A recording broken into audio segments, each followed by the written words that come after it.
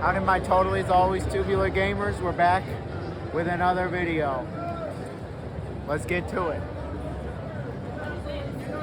Well, I think it's that time again to talk about some licensed video games. Now, licensed games have certainly been through the ringer. Over the last few, decades, really since gaming started, there's been licensed games, and it's well documented just how many bad licensed games there are. It doesn't even matter what era of gaming you look at, there's bad licensed games, from those NES days, shoot, even before the NES with the Atari, to even nowadays, there's plenty of licensed shovelware crap. But today we're going to do something a little different. We're going to be talking about good licensed games. We're going to be talking about some underrated licensed games. We're talking about decent to good licensed titles that just didn't get the recognition they deserve. We're not going to be talking about the mega hits of licensed titles. There's no Hogwarts Legacy, there's no Spider-Man, there's no Batman Arkham on here. You won't find GoldenEye or any of those Lord of the Rings games here. Today we're talking about the more sleeper hits, the titles that more so flew under the radar. And I think a majority of these have been just completely forgotten at this point, and because they're licensed games, are likely never going to be re-released. But anyway, I got 15 good licensed games that I can personally vouch for that are actually worth playing. And they're not just good games if you're a fan of the license, they're just good games in general. But I've been talking about this enough, you want to see the game, so please like, share, comment, subscribe, got the Patreon and the super thanks. Any support is truly greatly appreciated. Let me know of some underrated licensed games that you've played. You'll get a heart from me if you tell me one. And before we begin, I do want to give a shout out to the Spherical Gamer Froyo333. Thank you very much, hope you enjoyed the video, man. Anyway, let's get to the games. So even though this list is in no particular order, the game I wanted to talk about first is the Mad Max game that came out 10 years ago now. So I very much remember when Mad Max released. It was the same day as Metal Gear Solid 5, which seemed kinda like a death sentence. And here we are 10 years later, and I think most people have forgotten about the Mad Max video game. And that's a shame, because I thought it was one of the best licensed games of the 2010s. It's actually quite good. The game isn't a tie-in to any of the movies, it tells its own unique story, and as for the Mad Max movies, I quite enjoy the movies, especially Fury Road. That one's awesome, and I've always thought that there's potential for a Mad Max game, and I feel like for the most part, this game actually realizes it. It was developed by Avalanche Software, not Hogwarts Legacy Avalanche, Just Cause Avalanche. And it follows a pretty similar structure to the Just Cause series. Obviously you're not flying around and blowing everything up, but it drops you into a pretty large open world with plenty of things to do. Of course there's the main story, which is about Max trying to get his car back and taking out those who wronged him, but he's joined by this little companion known as Chum Bucket, who never ceases to be a character, I'll just say. I thought he was quite entertaining. I thought the story was fine for what it was. Where this game really shines, I think, is the open world and the combat. While it certainly doesn't reinvent the wheel for open world games, especially for the 2010s, I think it's refined and it's good at what it does. There's actually two types of combat. There's the car combat and the hand-to-hand combat. When it comes to the hand-to-hand combat, it's very similar to the Batman Arkham games, and even though it's lacking in originality, I still think it's actually good. It's satisfying, it's crunchy, it's meaty, and it's genuinely well put together. I wouldn't say it's challenging, but I certainly had some fun with it. When it comes to the car combat, I know some people didn't love this, and that the cars can feel a bit floaty, but I always thought it was a fun time. You have a number of tools at your disposal to take out other cars, you'll be ramming them, and you'll even get into some pretty high-speed chases that are very reminiscent of the movies. During the main missions, there are plenty of fun moments and set pieces where you get just swarmed by other cars and you gotta take them all out, and I think the main campaign of the game is actually quite good. The game has good pacing, you're constantly making your car and Max himself better and better, you're going to different environments, there's tons of little set pieces and moments in these main missions, it's enjoyable. As for the side content, yeah, it is a bit more cookie cutter, and it feels more like Ubisoft side content than anything else, but I just really enjoyed the side content in this game for some reason. I actually did all of it. This is one of the rare games that I've 100%ed and just had a great time. I remember it took me over like 30 or 40 hours to do everything, but yeah, it was a whole lot of fun. I also really liked the game's presentation. I think it still looks good nowadays. The desert effects were incredible, and I loved how the skies looked in this game. Something about the skies. I just really enjoyed the atmosphere of this one. While I know this game wasn't for everyone, and plenty of people went, oh, it's just another generic open world game with some license attached to it, I actually thought this one was good, and here we are like 10 years later, the game is absolutely dirt cheap and seems like it's been just totally forgotten. That's a shame. I think the game's worth playing. Maybe one day we could actually get a sequel, but I really doubt it at this point. Either way, it's worth playing. So like 8 months ago, I talked about underrated licensed games, and I somehow failed to talk about Looney Tunes video games. There are plenty of great Looney Tunes games. I know that people have been conditioned to think that all Looney Tunes games are bad, thanks to people like AVGN, but trust me, there are plenty of good ones. And the one that I'm talking about today is one that really doesn't get enough love, and that is Sheep Raider for the PS1. This is one of the more obscure Looney Tunes games since it's based off of Ralph Wolf and Sam Sheepdog, who didn't have a ton of episodes and are some of the more forgotten Looney Tunes characters. When I was a kid, I saw a few episodes of theirs and I didn't really get it. It wasn't until I was older where I was like, oh, they clock in and out.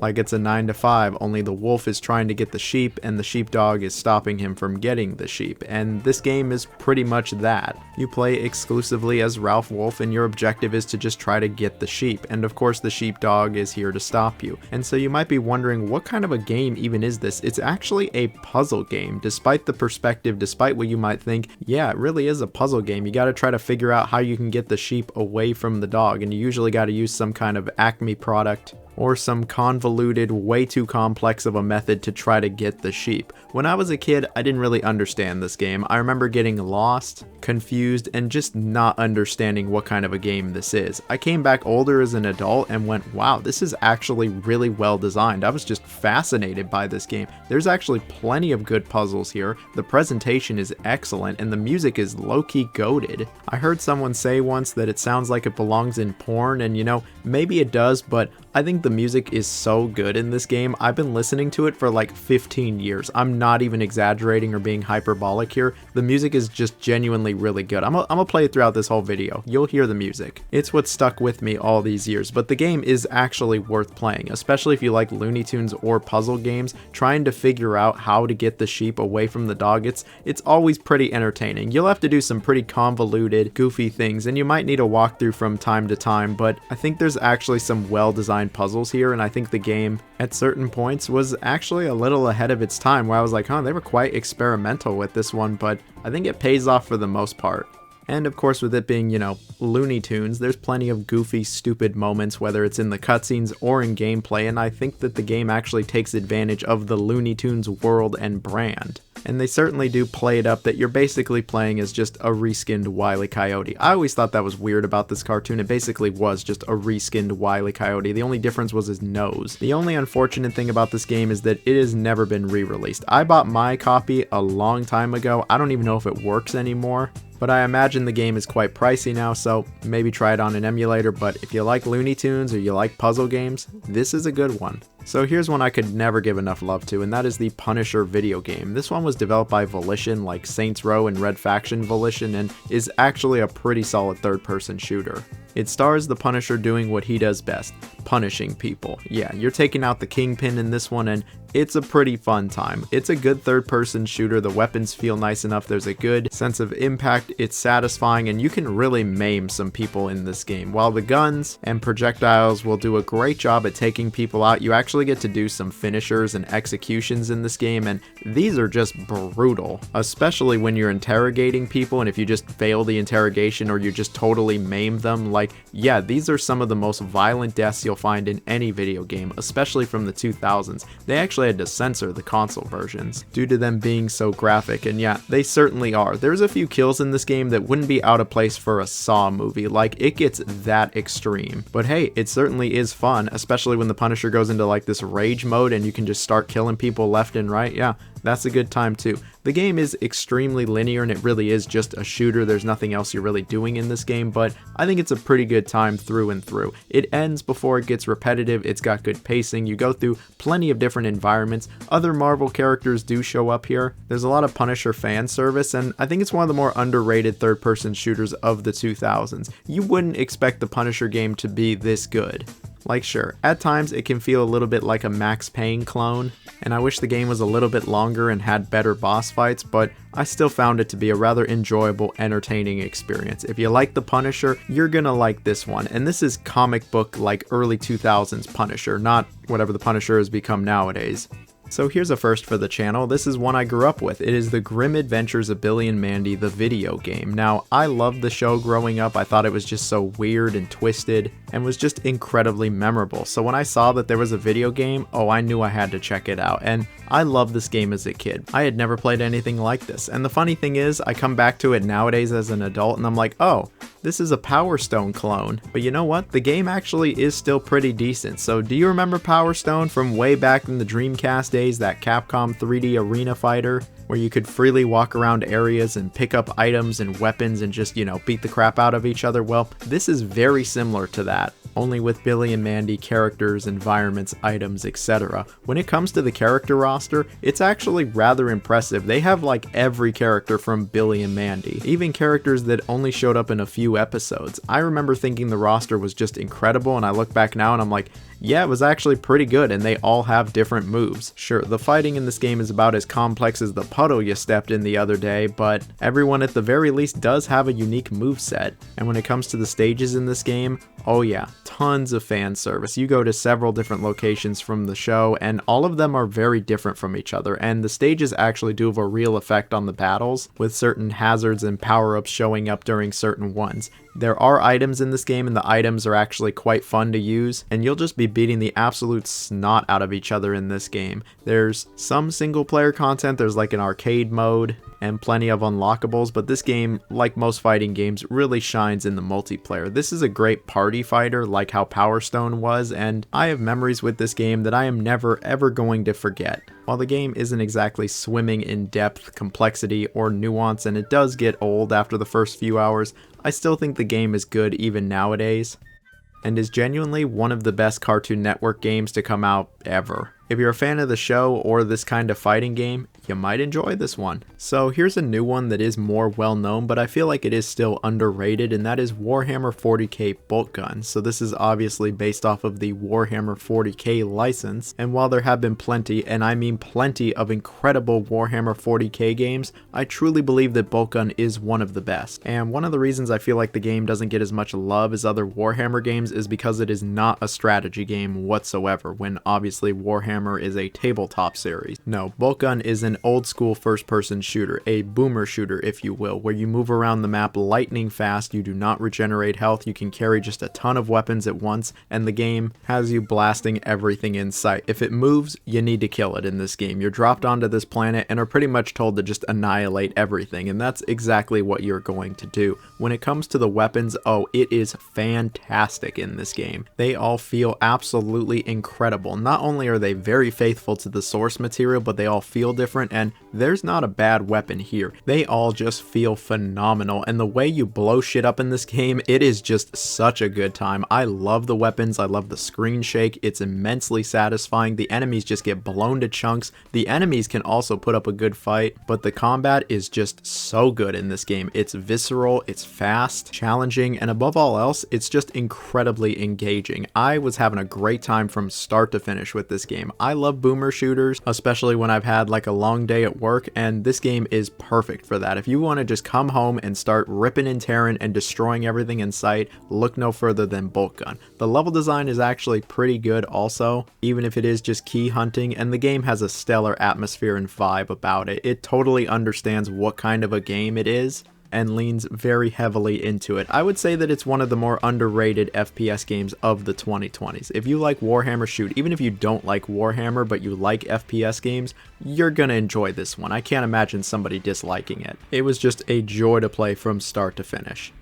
Okay, so from that violent game to a much more peaceful game, here we have the Emperor's New Groove game on PS1. Now, I love Emperor's New Groove, one of my favorite movies of all time, maybe my favorite Disney movie ever, along with Lilo and Stitch, and so naturally I was given the game as a child. Actually, I was given the demo as a child. It was on the Emperor's New Groove DVD, and I remember playing that demo over and over and over. It wasn't until I was a little older that I actually played through the whole game, and yeah, it's actually a pretty decent 3D platformer. It is a bit reminiscent of the times, and it certainly looks, feels, and plays like a licensed kids game, but I still think the game is alright. Kuzco controls just fine. His moveset, even though it's rather basic, is okay. The level design doesn't do anything too complex, but it gets the job done, and the game does follow the movie. It actually follows the plot of the movie rather well. Of course, it makes up a few things here and there since this is a video game after all, but I think it gets the job done. There's plenty of moments where you aren't platforming, where you're actually doing something else, like when you're tied to the tree and you gotta try to get down the river, or when you're in the little roller coaster ass card. And I remember as a kid I thought these were like stupid difficult. Nowadays though, I'm like,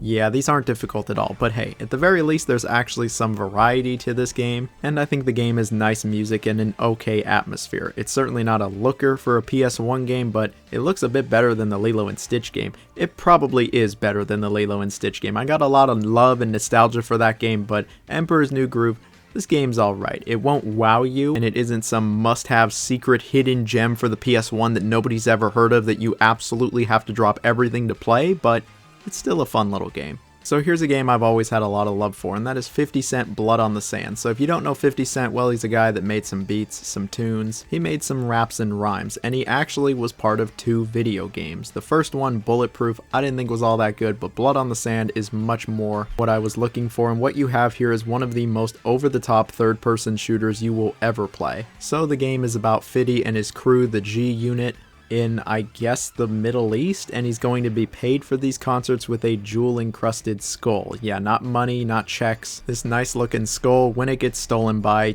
terrorists, I guess, and so it's up to Fity to get his skull back. Yeah, it's about as ridiculous as it gets, and when it comes to the gameplay, it's a very over-the-top Gears of War style third-person shooter where you're constantly going into cover and popping out to take out someone here and there. But you know what? It's actually rather fun. The shooting feels way better than it should, the weapons are somewhat satisfying, the AI aren't dumb as rocks, and the game is a fun point/combo system. There's even a swear button, or I'm sorry, taunt, where Fity will make fun of whoever he's fighting. As you play through the game, you actually can get upgrades for Fity, you can even get more taunts unlocked, and yeah, it might seem rather silly and ridiculous at times, but the game totally plays it up. It knows how stupid it is, and it just goes hard with it. There are some crazy set pieces and areas in this game, and I found it all to be wildly entertaining. Is it incredible? Is it the most highbrow stuff? Absolutely not. The boss fights are a joke. You just fight like helicopters over and over. The game isn't very long, and it's ultra linear.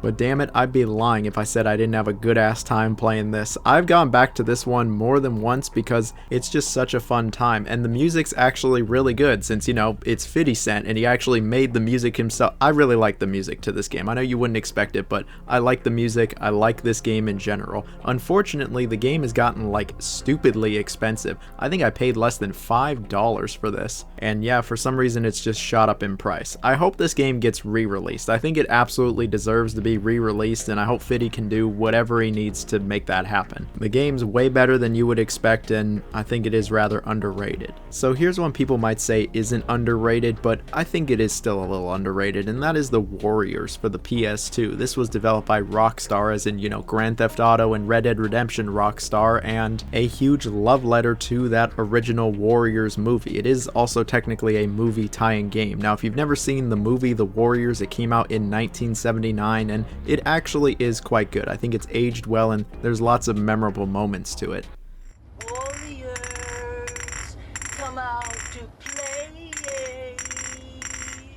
And I think that's what makes it all the crazier that like 20 something years later Rockstar decided to make a movie tie-in for the game, and then it's actually mad good. The game not only follows the movie, but it also provides a prequel story that leads up to the movie to create just a really great experience. A lot of the actors actually came back, and I think the voice acting is really solid here. The story's good, and then when it comes to actually playing it, yeah, it's a good beat 'em up. This is a great beat 'em up that I feel like is never in the conversation for best beat 'em ups of all time. It really actually is that good. I know people immediately go to like some of the TMNT games or Streets of Rage, but no, the Warriors, this might be the greatest beat 'em up game you could ever play. It's not a hack and slash, it's not a character action game, there isn't tons of crazy combos or depth to this combat. It's just a good old-fashioned button masher where you beat the shit out of everything, and yeah, it's a real good time. The game's got a good length to it, the pacing's really solid, it can get challenging, there's plenty of awesome set pieces and moments, the level design is decent, the cops are gonna kick your shit in, but more important than anything else,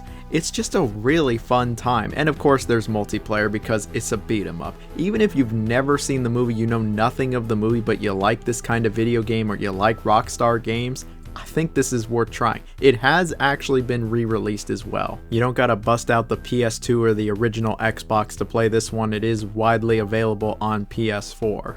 And I believe that throughout the years, the game has just been kind of forgotten about. You know, a lot of Rockstar's other games from this era are still looked back on very fondly, Manhunt, Midnight Club, and of course the older GTAs, but nobody's ever talking about the Warriors. So I will and just say, Warriors, come out and play.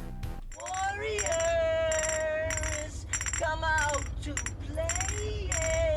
So here's a more modern game with the Patrick Star video game that came out in 2024. You knew I had to include a SpongeBob game on here somewhere. Well, I'm including this one. It came out last year to pretty much no fanfare, and I don't think I've really heard a single thing about it since it released. Look, the game's not incredible, it's not one of the best SpongeBob games of all time, and it's certainly no Battle for Bikini Bottom, but what you have here is a goofy, silly, stupid little game that I think will provide a few hours of entertainment. The game is probably best compared to Goat Simulator, where you play as Patrick in this open world and you pretty much just do whatever the hell you want. And for a Patrick game, could you really ask for anything else? You talk to other Bikini Bottom residents like Squidward, SpongeBob, Mr. Krabs, etc. Some of them give you objectives, there are plenty of challenges to do, and you just find yourself getting involved in some cartoonishly stupid scenarios. The game is physics based, and the physics, yeah, they're pretty whack. They are all over the place, and the game very much does remind me of Goat Simulator in that sense, where everything's just a little broken on purpose, where you're falling through the map, you're flying into the sky,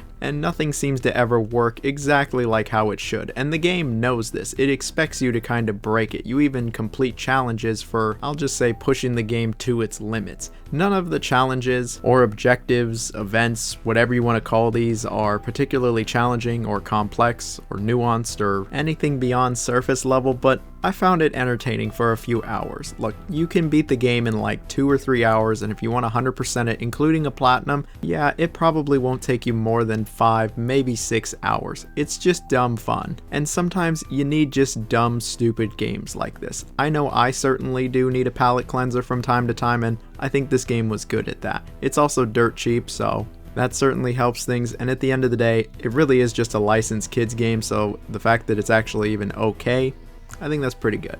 Well, Blood on the Sand wasn't the only third-person shooter for this list. We also have Family Guy Back to the Multiverse. Now, I remember when this game came out, I actually rented it from Redbox. Maybe I'm dating myself here, but yeah, I rented the game and beat it in a weekend, and I thought it was actually pretty enjoyable, especially for it being based off of Family Guy, which, I'll just be real, is just kind of all over the place when it comes to quality, but I feel like this game pretty much fell off the radar immediately and has been just completely forgotten at this point. It was delisted long ago, and that's a real shame because I thought the game was rather entertaining. So it is obviously based off of Family Guy, and it sees Stewie and Brian going after Bertram across several different universes trying to stop him. Yeah, I guess it was a little ahead of the MCU doing the whole multiverse thing, but you gotta remember this concept has existed for quite some time. The story is pretty entertaining, it's Family Guy, what do you really expect? The voice acting is totally on point, and the game actually does have a good sense of humor. It had me laugh out loud plenty of times. The game itself is a pretty standard third-person shooter. You get to play as either Stewie or Brian. Stewie has a bunch of sci-fi weapons and Brian has more realistic weaponry, and you pretty much just blast everything in sight.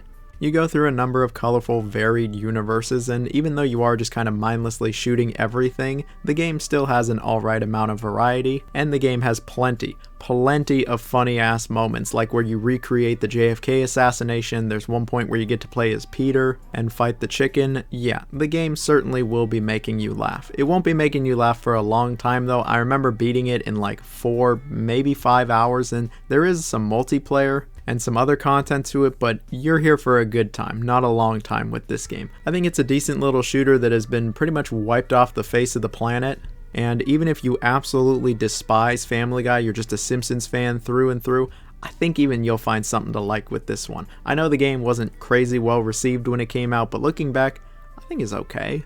So here's a game that I can't believe I didn't include in my first underrated licensed games video, and that is Evil Dead Regeneration. Now, the Evil Dead franchise has been around for a very long time, and it's great that it's still around even nowadays. But when it comes to video games, I feel like this series has a pretty shaky track record. Some games are just absolutely awful, and some of them are actually alright. I think the best of them all is Evil Dead Regeneration. This game came out in 2005 and actually tells a what-if story where what if the third film, Army of Darkness, never happened, where after all the crazy stuff in the second movie happened, Ash wasn't sent back in time. And I think it's actually really interesting. I wish more games did this. This is a really unique take on the series. Of course, it still involves Ash fighting tons of Deadites and the Necronomicon being used for evil, but I still think it's pretty cool. The game also has Bruce Campbell voicing Ash, which will never not be a great thing. When it comes to actually playing the game, it's a pretty basic hack and slash that you would expect from the mid-2000s. Ash doesn't have this crazy moveset, he doesn't have all these combos and strings and abilities, no. He gets his basic tools and that's all he needs. Chainsaw for a hand, shotgun, and a few other weapons, and really, that's all he needs to kick some ass. Thankfully, unlike the prior Evil Dead game, you don't need fuel for the chainsaw, you can just use it whenever you want. And the combat actually feels alright. It certainly won't wow you, it is not DMC out here, it is rather shrimplistic,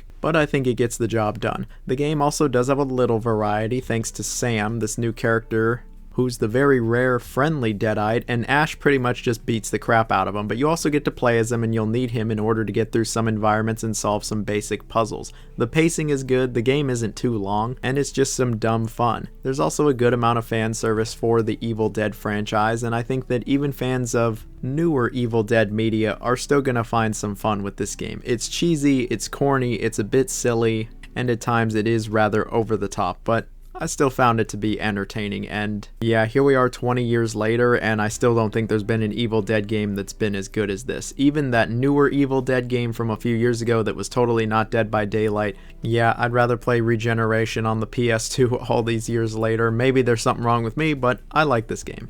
Well, the Patrick Star game was not the only licensed game from 2024. We also have The Quiet Place: A Road Ahead. Now, the Quiet Place movies, they sure are interesting, but I've actually never seen any of them. I don't really know all that much about them except the twist, and so I went into this game pretty blind, and I ended up thinking it was alright. I'm not going to act like this is one of the best modern horror games of all time, but I think the game was way better than most people would expect. I saw this game, well, I saw the trailer and just went, oh boy, is this another Walking Dead survival instinct? Is this about to be awful? No, it's actually better than that. And I think it tries to do a few really unique things. Like the movies, it's all about sound. These creatures hunt you with sound, and so you have to try to be as quiet as possible. You can even turn on your microphone like in real life to pick up on things, and this is how I think the game is best experienced, where you actually have to try to be quiet as you play through the game. The story takes place well after these creatures have shown up, and it's about you just trying to get as far away from them as possible. The story and characters are just kind of whatever in this game, and I didn't really care for it, but it wasn't unbelievably terrible, and I could say the same about the gameplay.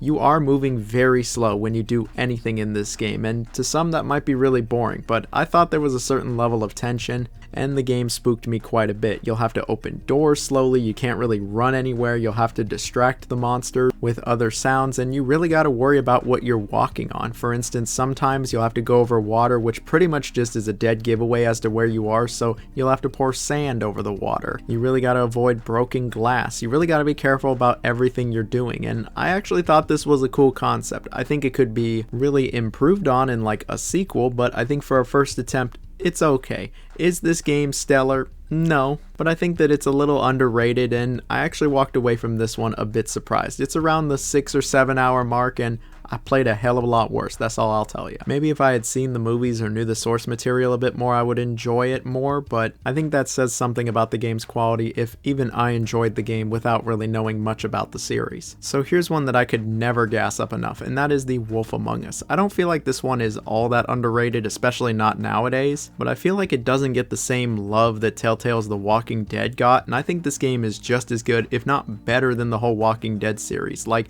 It's fantastic. If you haven't played it before, well, don't worry. I'll keep things brief here. I don't want to spoil anything. It is a Telltale adventure game in the style of the Walking Dead games from the 2010s, where there's not a lot of gameplay. It's all about making choices, the occasional quick time event, and from time to time you'll get to walk around in an area and examine things. There's no puzzles or action sequences or anything like that. It's based off of the comic book series Fables, where essentially all of the Fable characters move to New York and have to live a modern life, and it's very dark, filled with plenty of upsetting moments. And this game sees you playing as the sheriff, Bigby Wolf, who's just trying to lay down the law when a conspiracy shows up, and yeah, there's a whole lot of stuff going on with the story in this game, and it's so good. The voice acting is fantastic, the story's unpredictable, there's a lot of twists and turns. I found it to be just incredibly interesting, and it truly had me on the edge of my seat. Something else that I love is that the choices actually mean something in this game, way more than most Telltale games. Some of the choices you make in like episode 1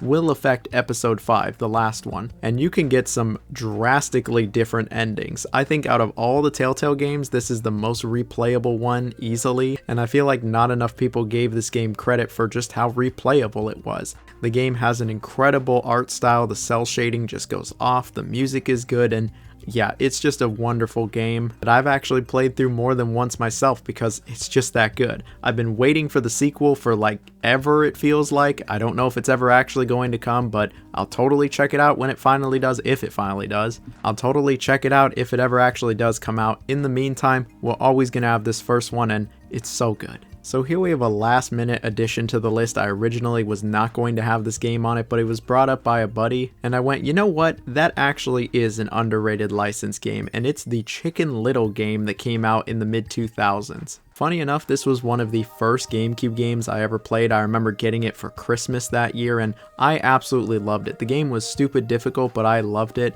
I've come back to the game now, and you know what? The game ain't that bad. Is it great? No, but it is charming, and it's still very playable even nowadays. As for the Chicken Little movie, I actually quite liked it even though it was pretty short, and I thought the movie had plenty of funny moments. You have hate mail. I'm truly sorry. That wasn't very funny. You have more hate mail. Side note, I don't know why, but whenever I see Chicken Little, I think of Scott the Woz now. Maybe that's just me. Anyway, I liked the movie. I thought it had pretty good animation, and so naturally I wanted to play the game. I got the game, and it's a fun little action-adventure game. It doesn't really focus on one gameplay style per se. Like, there's some 3D platforming, but there's some grinding. At one point, it's a rhythm game. It's just kind of all over the place. For the most part, you play as Chicken Little, but you actually get to play as some of the other characters like Abby, Runt, and the fish out of water.